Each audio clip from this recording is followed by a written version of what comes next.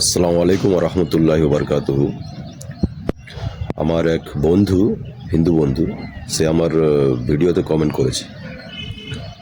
কমেন্টটা হচ্ছে যে তুই এটা ঠিক বলেছিস, হিন্দু মুসলিমের মিল আছে, কিন্তু কতদিন থাকবে সেটা বলা যাবে না। কারণ হুমায়ুন কবির এবং মৌলবীরা যে উস্কানিমূলক কথা বলে খুনোখুনি অনিবার্য। তোর চোখে এখনও যে কালো কাপড় বাঁধা আছে, সেটা যতদিন না সরবে তুই বুঝতে পারবি না ভাই ভাই কে করে আর ভাইকে মারে কে।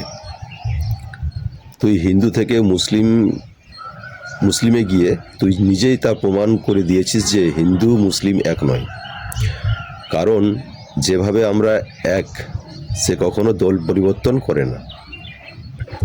সে তার দলে থেকেই ভাবে আমরা সবাই এক।